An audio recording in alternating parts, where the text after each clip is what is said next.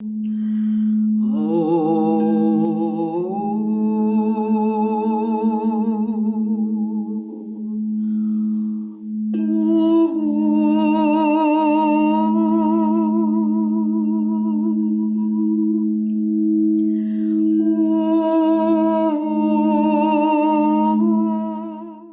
to the IAM Winter Solstice Symposium. Hello, aloha. We are with Hank Wesselman today, who really needs very little introduction because he's certainly a world-renowned shaman. I don't know that he calls himself a shaman, but do you? I call myself a shamanist. A shamanist. A shamanist because, people who follow the Buddha's path call themselves Buddhists. They're actually Buddhas, but they don't claim it. Those who form a cluster that follow the Tao, they're Taoists. So I think those of us who walk the path of the shaman, the ancient path, could call ourselves shamanists. Well, I told my editor, my book editor, that I was writing a book that had shamanist in it, and she wrote me back in big bold letters, "I hate that word." And I'm there, well, too bad I'm writing the book. The first one I'm there, what do you want? What do you want? The next one is like, forget it. This is my book. I'm going to write whatever I want to say. Who wrote you the I hate that word? Do you remember? I can't say that because I still want her to edit the next book. So if I out her out here on all the world to see, I'll be really in the shit house. Well, I suggested this word in my most recent book, The Reenchantment, which is subtitled A Shamanic Path to a Life of Wonder. And it really gives people an idea of what's out there waiting for them if, they choose to follow the calling that they often get. Because, haven't you always discovered that those people who become spiritually powerful are invited? And they're usually invited by having some kind of mind-blowing experience, dream, or synchronicity. And if they're paying attention, they understand that it's an invitation to see if they're ready. At least that's my feeling. Well, and many of you don't know this, but one of my first invitations was when I was listening to a lecture that Hank gave. We were at the La Quinta Hotel with the IONS conference, and the first day we did a whole sacred journey thing, which I've since used a lot because I just love that journey to see what's in your garden and see what you can change in your garden. But then the next day he was giving a lecture. I mean, a lecture. He was up in front of 200-300 people.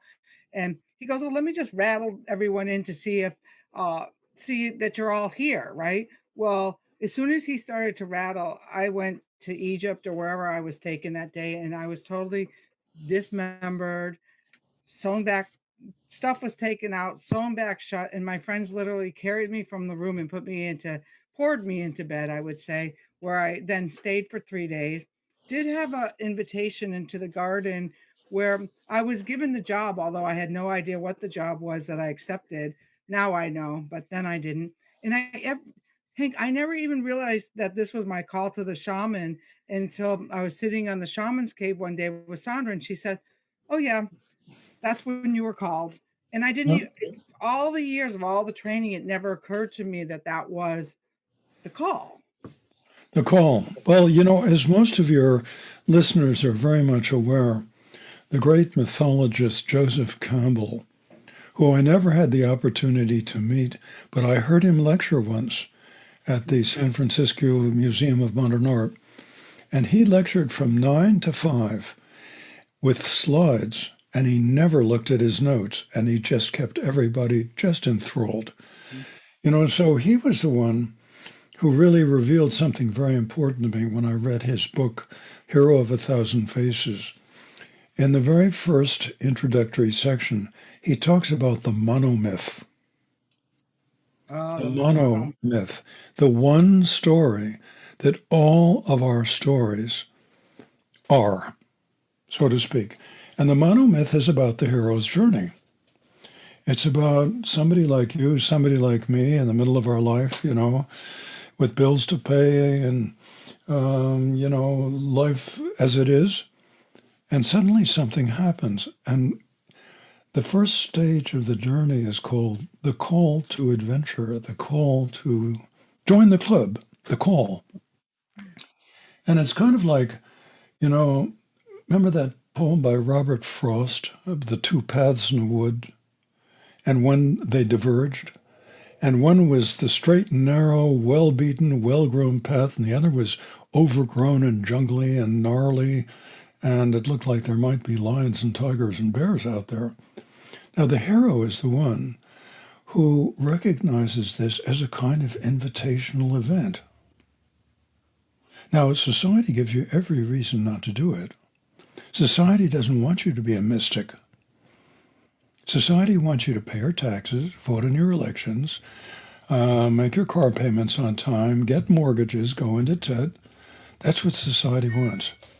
But the mystic, the proto-mystic or proto-shamanist, is the one who understands that the call to adventure could be life-changing, and they decide to go for it. And usually they take that other path that's all overgrown and gnarly because it looks really interesting. Now, what happens is this precipitates the shamanist or mystic awakening into the stage of initiation. And the stage of initiation is what Hale Makua, the Hawaiian kahuna elder with whom I was in a friendship relationship over the last 8 years of his life, he used to say, there are 4 bowls that we have to drink from in each life. The first bowl is the call. And if we're in the positive polarity, we practice acceptance. If we're in the negative, rejection. Now, when you accept the call, the second bowl is the seat of initiation. It's what Makua called the school of hard knocks. And people's lives can unravel in truly spectacular ways, often in a very short period of time. This is the stage of initiation. It's almost as though the gods want to see what you're made of and how you respond to certain situations. But those situations are events that we set up for ourselves. But when you're in the school of hard knocks, do you know what the lesson is? What? How to lose gracefully. That's it. We won't mention any soon-to-be extant crisis of leadership on rolling wheels or whatever. But, the fact is how to lose gracefully. It's about getting knocked down and getting up again, getting knocked down and getting up again. The spirits take this very well. They hold on to this kind of stuff. Well, the third bowl is where we're going to get smart. That's where we achieve the goal of the quest, whatever the quest is.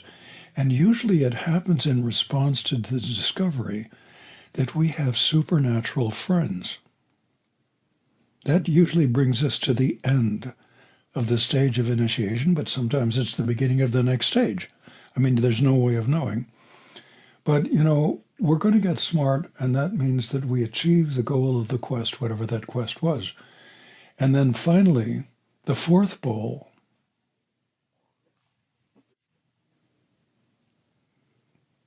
is about this.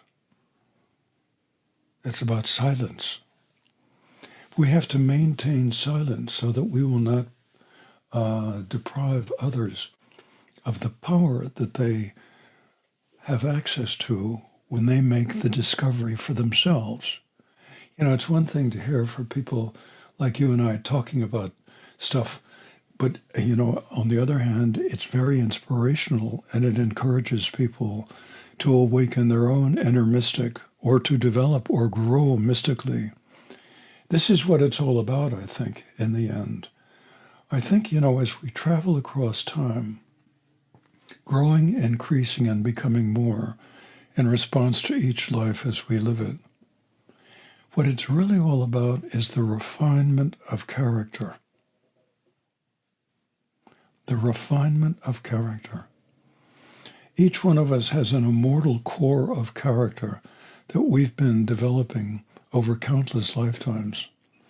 And we either to contribute in that to that core in this life or not. You know, it's all about choice, isn't it? And this has to do with the egoic mental soul. That's why the last thing you want to do is get rid of your ego. But you have to downshift into your physical body soul. And that isn't getting rid of your ego, it's just stepping in to the third member of your soul complex.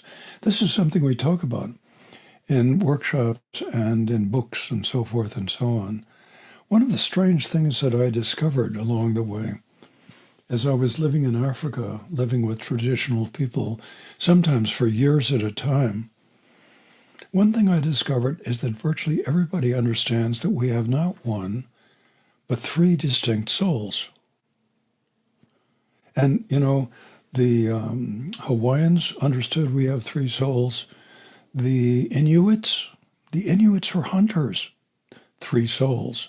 The Cherokee, the Lakota, three souls. The Shuar in the Amazon, three souls. The Vodou people of Haiti, three souls. Now, this got lost somewhere along the line, and it was transformed into the Father, Son, and Holy Ghost, I think. The Holy Ghost would be your higher self, the Father would be the ego, and the Son would be the subconscious. It's essentially an understanding of the tripartite level of the self. You know, this is something that people don't know very much about in the shamanic tradition, but I've been trying to get it out there. You know, that's our job. Yes, it is, and you do it really well. That's really an interesting thing to think about, because when we go back to the wind, you know, and I know you have that relationship, especially with the north wind, but with the wind, that I believe that the religion and that monomyth, they when they made one god the superior god and all the rest of the gods, you know, had to go packing, that they borrowed the wind. They borrowed the wind for Ruach, for Holy Spirit, for Om. All of them borrowed what is now the wind. And so my role in this is to get people back out and out the front door to have a relationship with the wind, and find out that then everything changes. And it's so simple, but it's not so easy. Good idea. You know, when I lived in Africa in the safari camp, you were always aware of the wind, what direction the wind was coming from, what it carried, you know, what it promised to happen later in the day, would it rain that night. All of this was information that was carried by the wind. And I remember talking about this once with Sandra Engerman, and she said that her ancestors sent her messages on the wind. So the wind is very important. And in doing elemental spirit work, which I'm in the middle of right now with my online program, you know, we do a journey to the spirit of air and what the Air Clan people are like. And you're a typical Air Clan person, in my I opinion. want to come and would you send me a copy of that journey? I'd love to come and experience it. Yeah, a lot of Air I Clan have people, my own journeys, but I love yours. a lot of Air Well, and Clan people, speaking of, yeah, go on, oh, what? please. No, go ahead. No, No, no, I I was want to hear just about going the to say aircraft people. that a lot of Air Clan people become teachers. They become Because teachers. they have that Hawaiian that, They tend, that spread right, out, they tend to develop that mental soul and become intellectuals. You know, they tend to be Oh, I pretty always well got curious educated about you. people. Yeah. Uh, Anyway, please, I I would interrupted you. no, I was no, I you know, I don't consider myself a scholar, except for when I went to Pacifica and said I need my PhD in mythology so people will take me serious. And he's there. He goes, well, it's going to take you 3 years away from your book. And I'm there like, well, I became a scholar researching the wind because it was all mythology and everything like that, and getting to the back to the beginning of the mythology. But Hank is going to take us today. He's going to talk to us not about the Wind Clan, because, well, he could clearly, and we'll have to get him back for that. but he's going to talk to us to the fire tenders about being part of the fire clan. Is it the This fire is good clan? news because, as many of you know, Madame Pelly came for the solstice. She's the volcano goddess. She's the goddess of fire and volcanic stone. And we're back in the Vog again. Vog is a fog that's produced by the volcano, and you can't see the horizon. Air quality is not particularly good. But you know, Pele goes where she wants, when she wants. And, you know, I found that shamanism may or may not work magic on her behalf. But today, you know, in talking about elements, one of the things that I learned in West Africa was the fact that each community was divided into 5 clans. There was the fire clan, there was the water clan, the earth clan, the stone clan, and the nature clan. Now, interestingly, as I don't recall, they didn't have an air clan. But we go there anyway in the work that we do, because I think there are reasons why the air clan is not included. But the fire clan, you know, these elements, why are they important? Well, the fact is that the element offers gifts which are part of your soul essence. In other words, each one of us has a primary, we actually have all 6 of them. Actually, we have considerably more than that when you consider the chemical elemental chart. But the fact is, one elemental is very important and becomes sort of primary. And in the West, it's my opinion that most of us, at least some of us, actually most of us, are actually fire clan people. And, you know, this brings up what it means to be a gatekeeper. And I might add that, you know, one of the real resources that I found was Malidoma Somé, the Dagara shaman from West Africa, because he's confirmed a lot of this in his writings about African shamanism. A gatekeeper, all of us probably involved in your circle for this solstice are gatekeepers. The question is, 500 of them, Hank. yeah. It's like being born under a certain astrological sign. And some people have claimed that the element that we tend to embody as primary may even be reincarnational. So that means that you, as an air clan person, probably practiced Tengrism on the plains of Central Asia, in which the sky and the wind is the god, you know, for a long time. Anyway, in indigenous societies, the carriers of gifts are kind of like the servants of the element which they are related to. So one of the things that happens is that gatekeepers have a primary, association with one element, and their genius, their essential character, embodies the gift of that element. So by virtue of the fact that you carry a certain gift, you are given a special relationship with the element from which that gift comes. And in this sense, each one of us is a gatekeeper. And in doing elemental spirit work, you know, we explore them all. But we just thought we'd go with fire this morning because Pele has made an entrance. Now, let me reinforce one more time that nobody can be just one element without the presence of the others. That's about balance. That's about harmony. And sometimes as shamanic healers, we can see the imbalance in that person and bring an elemental spirit into relationship with them. This is not a small thing because it's been my experience that the elementals really don't care very much about us. They're very neutral. No, they have a completely different MO, a completely different agenda. I thought the because, wind cared about me, and they didn't. They just care that I share them. yeah, they're planetary spirits. They're spirits of this place, and they have an extraordinarily important job, and each one has their own piece of the action. But the fact is that when ceremony and ritual happens in indigenous societies, doesn't matter which ceremony it is, the water clan people have their piece of the action. The fire clan people have their piece. The stone clan, the earth clan, the nature clan people, they all have a section of the ritual in which they bring the gifts of these elements into their communities. They bring them into their communities. And it's in this way that harmony and balance is maintained within indigenous societies, at least the ones in West Africa that I connected with. So what I was going to suggest we do for a journey today, and we'll do this for maybe 15 minutes. 15 minutes? Mm-hmm. We do a journey in my work called the Sacred Garden.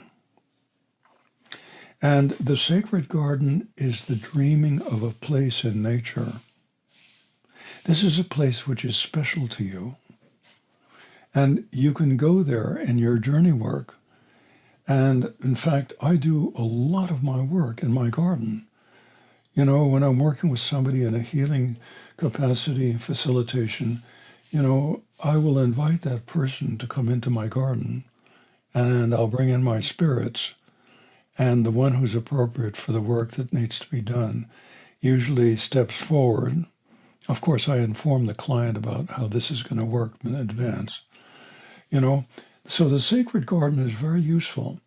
So in this journey, my first thought would be to bring up a memory of a place in nature that you've been to, which is special to you.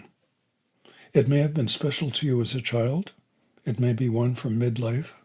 It may be one from right now, depending on how old you are. Now, when you go to this place, try to perceive it. Try to feel it. Try to smell the flowers. Try to hear the water chuckling over the stones. Try to feel the wind in your hair or on your skin. You know, this kind of thing. Just really let this image come to life within you. And then make a fire pit in your garden. Now, you're working with a dream. So all you really have to do is express what you dream into being. And it happens quickly. So I suggest a round fire pit in your garden. You can invite the spirit of fire to come and reside in your garden. All right? And it will be there like the ever-burning flame on JFK's grave. It will be there whenever you go. Now, when you get to your garden, when you find this place, and you locate the fire pit, invite the spirit of fire. Now, this is not the same thing as a spirit who works with fire. Pele is a spirit who works with fire. But fire itself is an elemental, and a very important one. And invite the spirit of fire to manifest itself in your garden in a controlled way. All right? It might be a shaft of light, because light is energy. Fire is energy. Fire is light. It could be a shaft of light. And then settle yourself and achieve soft focus and observe the fire or the light, how it appears to you. Then make contact. Extend your conscious awareness toward this spirit and invite it to come into connection with you. Then, 3 questions you're going to get. First of all, ask what qualities and abilities are carried by the fire spirit that can be of use to you. Second question, ask what gifts are conveyed through that gateway, of which you're the keeper. And finally, what are those gifts that are conveyed through that gateway? because this means what it means to be a firekeeper. All right, fire clan people, we're going to talk a little bit, I'll talk a little bit about after the journey, about what fire clan people are like and what, I've learned over the years about working with the fire element. In Circle, of course, we'd all share. But, hopefully this will be something that you will make short notes on. Should we give people about 5 minutes to make notes? Yes, definitely would be good. After the journey? Yeah, after the journey. Perfect. Yeah, what I'll do is I'll separate it so then they can go back and listen again too. So I'll split it into our talk and then the journey. So Okay. be present with it and know that it'll be recorded so you can go back and listen again later.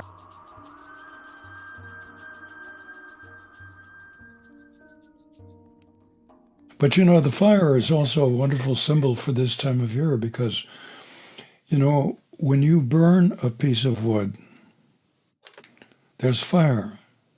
That's actually the fire of our star. And it's in that wood. And you're releasing that fire, that energy. And who knows where it goes next? It's energy. Now, that's not a small thing. When you light a candle like this yesterday for the solstice, I guess it was Monday, I came out in the dark and Jill was already up and she'd lit 2 candles. She'd created fire.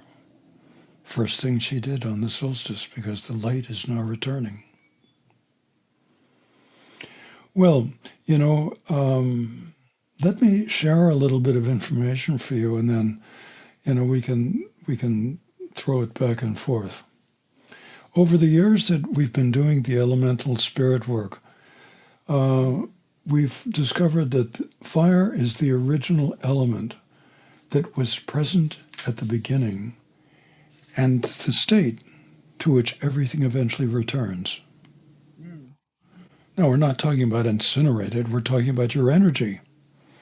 Your energy is your fire, okay? All your little mitochondria are busily converting ATP to ADP, and the energy that you use is coming from that interaction.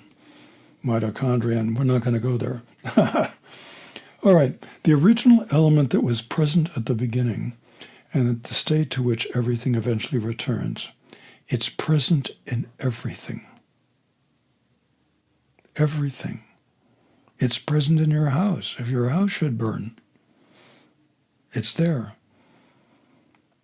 It's present in everything, and it's the state that our ancestors are in. That doesn't mean your ancestors are on fire. That means they're merged with their light, their energy, which can maintain a kind of mosaic, collective pattern in response to the lives that you live life after life. It's a nice thought, Mm-hmm. Anyway, fire opens the doorway to the levels of the spirit world. I'm talking about energy now. I'm talking about light. And it allows us to communicate with the past, the present, and the future. For those of you interested in time traveling. Now, fire is also about passion. It's about passion. When you're in an impassioned state with a partner or a horse or, whatever you're impassioned with, you are in a very special state in which your energy, your fire, is flaring. It's flaring. Now, it's not burning you up from the inside, but sometimes it does, You remember all the songs about this back in the 50s. Now, fire clan people, I've discovered over the years, and others like Malidoma have discovered this as well, that in the positive polarity, fire clan people tend to be restless, emotional, and strong dreamers. They tend to be restless, emotional, and strong dreamers. Fire people live on the edge between humans and their ancestors, and they can go back and forth between the two worlds. So shamans fit nicely into this category because shamanists live in two worlds: the world of things seen and the world of things hidden.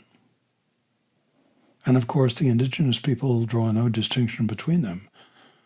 But the shamanist is the one who explores and investigates the worlds of things hidden, and it's done in a goal-oriented sense. Now, fire people, their task in the positive polarity is to keep the community and the culture aware of its vital relationship to the other world. Fire is a gateway. Think about the fact that for 1.5 million years, human beings and proto-human beings have been sitting around a fire every single night of their lives, staring into the flames, telling stories, doing healing work, doing divination work, shamanizing. You know, children will grow up in a society like that, and it's completely natural for them to have elders who can achieve special states of consciousness when the need requires it. I mean, that's just part of the culture. Now, in the negative polarity, fire people rush ceaselessly with a consumer's mentality, polluting, destroying, and conquering. In the negative polarity, fire people rush ceaselessly with a consumer's mentality, polluting, destroying, and conquering. Now this brings up the field of economics. Because fire clan people are restless, they cultivate scarcity to promote production and consumption. That's economics. There's the whole corporate world right there. They cultivate scarcity so that they can instill a kind of fear in people to get what they want or need or are entitled to right now. Now, there's another negative aspect of fire clan people which is very concern-making. A fire culture in the negative polarity is often fascinated by violence.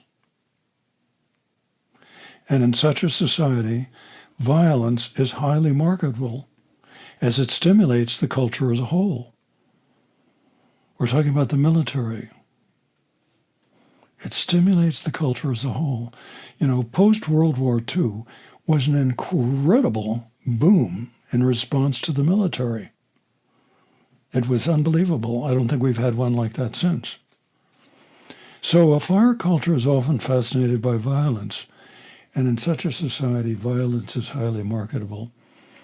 Our films and our streaming events on television feature a lot of violence.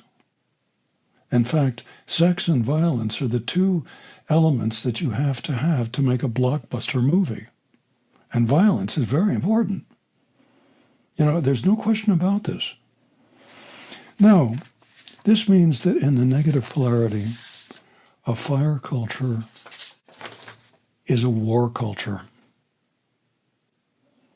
A fire culture is a war culture. And solutions to conflicts can only be resolved by more fire. We even have a term called friendly fire. Now, back to the positive polarity.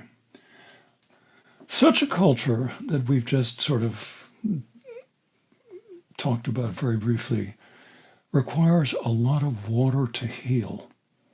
Because when fire goes out of control, it consumes. Fire also produces, when you think it transforms from one state to another, virtually everything. Virtually everything. So in the positive polarity, a person with vision and passion who's actively involved in the world embodies fire. And so each of us needs to nourish the ancestral fire within so that we can stay in touch with our dreams and our visions. And that ancestral fire is your energy body, which connects you to all of your former selves as well as all of your former maternal and paternal ancestors. This is not a small thing. This is not generally understood as well. So as a gatekeeper, the gift to help people dream, or waken their intuitive or emotional selves, seems to be associated with the gateway connected with fire. But there's a lot more when you consider it. The Fire Clan people have really produced the world that we live in. They've created the world that we live in. When we started to actually modify nature in response to our needs through the invention of agriculture about 11, 12,000 years ago, the population has just exponentially increased ever since that time. And it's allowed populations to expand dramatically into all sorts of areas of the world that were not available before. Consider Steve Jobs, all right? Classic Fire Clan person. Look at what he did. Look at how he changed the world. That's a Fire Clan person. So Fire Clan people in the positive polarity are very valuable. And Americans, I think, and the Yoruba people in Nigeria, I lived with for 2 years, and the Dasanich and Turkana peoples of Ethiopia, these are people who had a fairly strong contingency of Fire Clan people, as well as the other clans. And of course, the Fire Clan people are the warriors. They're the soldiers. They're the ones who protect and guard. They're the ones who create. They make things. All right? So the Fire Clan people are very important. Very important. You might sort of zero in on the negative and think about all the violence. This is all about choice, I think. And we are now at a place in our soul's evolution on Earth where we have the opportunity to step up and into the next cycle of ages. The Hawaiian elder Makua used to say that the last cycle of ages, which lasted for 26,000 years, it started in the Stone Age, was all about separation. And the first was the separation of humans from nature. Big mistake. Big mistake. And then the manipulation of nature. So, 26,000 years, it was all about separation. So I remember we asked him, well, what about the cycle that's coming up, the next cycle of ages? He said, the time of separation is over. This is about connection. But we have to choose it. We have to choose to step up and create a world in which everything is connected to everything else. Steve Jobs helped a lot, don't you think? Yeah? And the work that we do as shamanists, of course, we're actually using the dream field as a method of getting around from place to place, of communication, of doing healing work. This is not a small thing because we're the dreamers. So Fire Clan people and shamans, I think a lot of shamans tend to be Fire Clan people. But remember, we embody them all. Nobody can be just one without the presence of the others. So this is a little Fire Clan work this morning, and it's a very good thing to do. I went to the crater, to the volcano crater, in my visioning, and I have a relationship with Pele, as most of you know. I'm not claiming anything here, but I have written about it in my Spirit Walker trilogy. She's in every single book. She is in every single book because those books are really about how I was enchanted here on the island. And I live on an island with a massive active volcano right in the middle of it. We're only 20 miles from the summit, but it's all uphill. So, this island is alive. It has a live spirit in the middle of it, and she periodically turns over or stirs or goes down into Kau or one of the other provinces. So what I tried to do today is I tried to establish contact again because she's been in meditation for 2 years. And I'm trying to get her, if she's going to fill that crater and it's going to flow out of the crater, I'm trying to give her directions on where to let it flow towards the southeast, because there are no people down there. There are no communities down there. And you could always use more landscape, Oh, she added 700 acres to the island in the last big blast. So she's a very interesting being. Sometimes people perceive her as a woman dressed in white. Sometimes she's a beautiful young Hawaiian woman. Sometimes she's a crone. Sometimes she has a little dog with her. That's called a poi dog out here. I don't know if that means that the animals were once made into poi, but that's what they're called, poi dogs. Yeah. So, if you run into Pele in your dreaming, be very respectful. She likes flowers. So you can always create a bouquet, a dream bouquet right on the spot and offer it to her. She'll be just delighted. I love that. So that's a little fire stuff for the solstice and the return of the sun. We're in the third day of the solstice now, so the tip has begun. The movement has begun. How was your journey, by the way? My journey after I burrowed, and I was, those Vedic massages where they pour oil all over you. Yeah. It's that drip, they drip. Well, I was being doused with oil and wrapped in cloth like I was getting, and then I was carried and put into the fire. And it was kind of a continuation from Terry Morgan did a journey to the fire spirit the other night, which was very different. But what was really similar is that, we like to think of fire as red and yellow.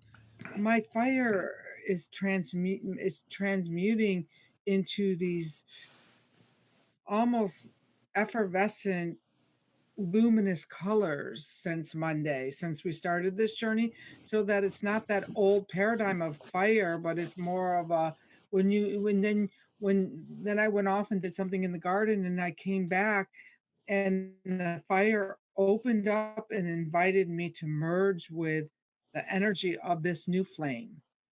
That's the best way that I can describe it here. And I could feel it embracing. Do most of the people who are part of this circle, do they understand about merging? I just sort of popped that one out today without thinking.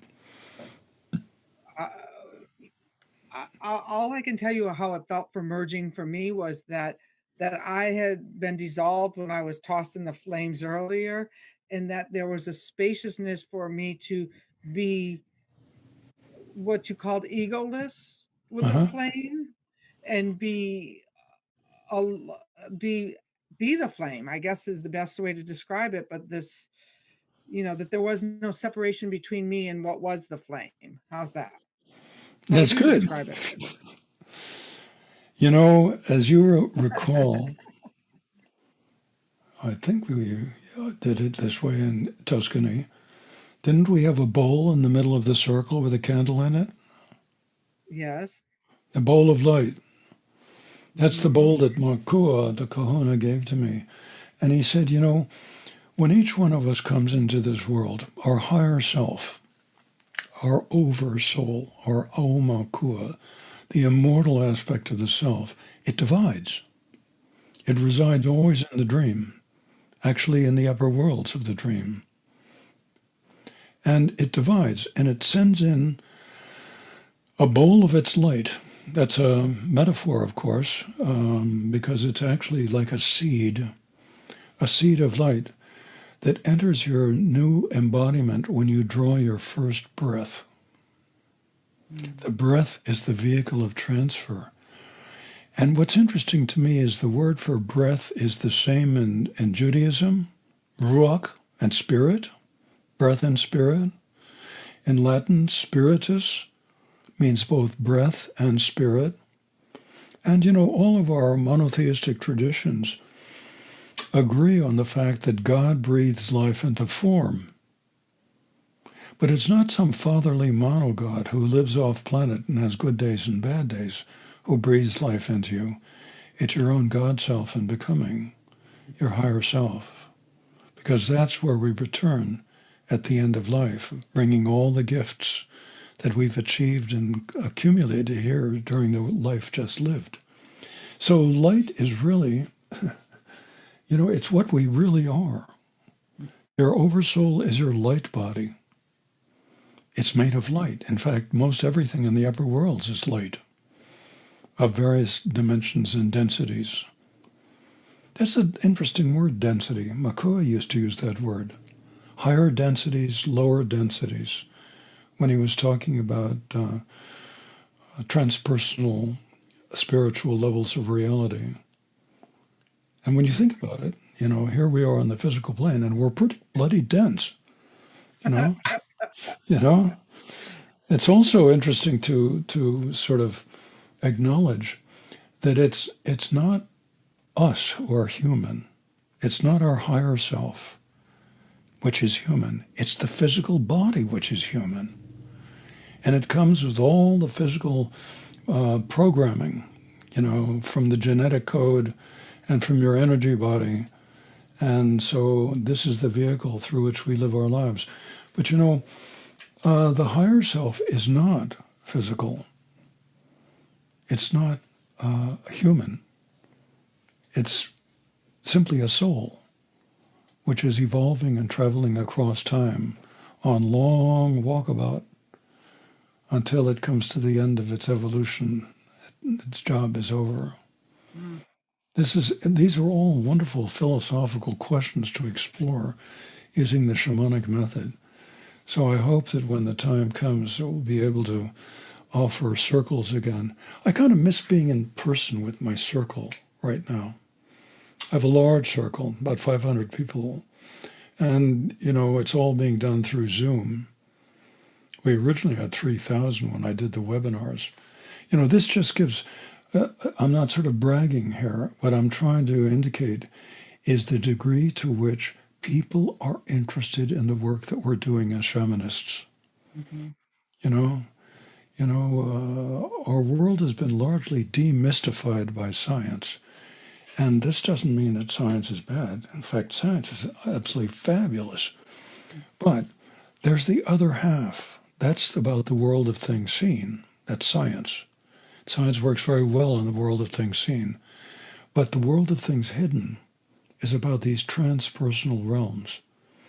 And as your listeners are very much aware, the shamanist is an individual who learns how to alter consciousness in a specific way in order to use their body and their mind and their brain as a bridge between the personal world of form and the transpersonal world of spirit. And when that bridge is formed, it allows the healing gifts of the spirit world, which is motivated by love, to flow across that bridge and into our world, where it can manifest things, like healing, for example. This seems to be what our job is.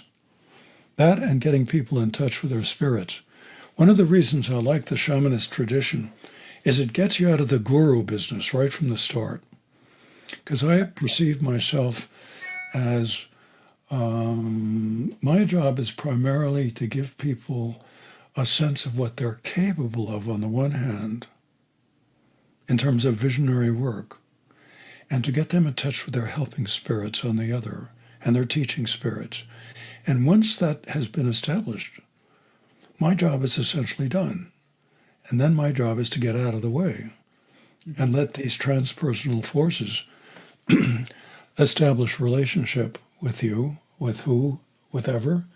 And the rest, as they say, is herstory, or history. I should use herstory first, because I would say about 80% of the people on my Facebook page our ladies. You know, Where this are is all the men? Where are you, men? We need you in our circles. That's all I would like to say that. I mean, where are you? What are you doing? What is holding up your spirit and your soul? Well, Hank, it's a complex problem. it is a complex problem, and we're Yeah. especially like like men like you, and I mean, there's been a generation of them, but now they seem to be like waning again, and we invite you back to our circles.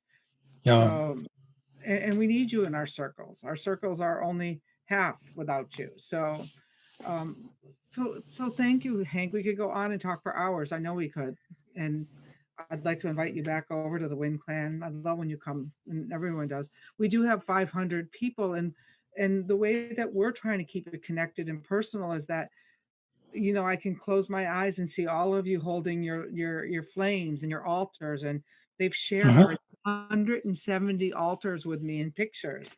I was formatting them all last night for the video, and it's just like it just brings me right into relationship with you and your home and stuff like that. And then I do believe we need to find that path forward. In fact, I'm doing the Finding Freedom, the LGBTQ conference, the addiction conference that I run. I'm actually doing a small piece of it in person next month in Palm Desert, and we have to find our way back to each other. We can't stay separate like this forever, because that's not what the spirits want either. We have to find a way of being respectful and move together. So if I'm tarred and feathered, we had this conversation today, Hank, but I do appreciate you. And people, if you're looking for Hank, you can find him over at his Facebook page. Also, Shared Wisdom, is it sharedwisdom.com? Yeah, there's a D in the What's your middle. web? Sharedwisdom.com. Shared Wisdom. I got to do a little I just upgrading of Googled. that site. I got to do a Well, little, yeah, no, a little work on that site because it tends to a little reflect fire in a little bit. things that could have happened but didn't happen. But something But there's a lot entirely of that different. going on. Something entirely different has Absolutely, happened. And that's very much absolutely. an expression of our technological age. You could say it's a reflection of the Anthropocene, as they're calling it. You know, the period after the Pleistocene was called the Holocene. And after the Right. Holocene comes the Anthropocene, because we've completely modified the planet to suit ourselves. And this is not a particularly good way to be a steward of a planet. But, let us just, express as often as possible our intentions to contribute to the greater good. And the greater good includes, the climatic shift, which is happening, because there's absolutely no question in my mind, as a scientist, Right. as an anthropologist and a zoologist, there's absolutely no question in my mind that human beings, the work of human beings has been creating chaos in the biosphere. The oceans are warming, and it's not just the surface. The oceans are warming, like 300 feet down. And what this will do is it'll create these hurricanes and typhoons and these tremendous storms. And we'll have a lot more of them, I think. That's not to take us into the negative polarity at this point, but it's I think it's the singular most important thing that faces us as a species now. I agree. Climate And shift. with the Anthropocene, though, because I do a lot of work in the Wind Clan and in my teaching about how we're between the gap of the Holocene and the Anthropocene. And with the Anthropocene, there's the part of it's recognized that we have the choice, and we have to keep choosing the light. And that's what the Spire Hmm. Attendant Ceremony is all about, and bringing people together like Hank and all of the other wonderful opportunities that we've created in this group together. But we have the choice to hold the light. And We have on to that, we're choose it. going to end it. Yeah, Choose the light. we have to choose it. We have to choose it every single day. Get up. I am grateful. I choose the light. I Thank you, think Hank. it's always a readiness issue, don't you think? But I think when you see the numbers of people who are buying books on shamanism now and the number of books that are being produced, as well as the workshops going on all over the place, I think people are ready. Yes. I think the readiness is there. Yes. And so take a course with Hank. I'm actually doing a 10-month apprenticeship next year, which I'm really excited about. Become part of the Windwalkers clan and learn how to teach this work and take it out to your community. So, well, thank you, Hank. And the IAM Symposium, the Fire Tenders Gathering, is all about you, and it continues. And if you're looking for us, we're at the iamsymposium.com. Hank, Okay. blessings to you, blessings to Jill, and blessings to Pele. Blessings to Pele. She's going to like that. She sends warm thoughts. See you, Renee. Good to see you. Nice to see you, Hank.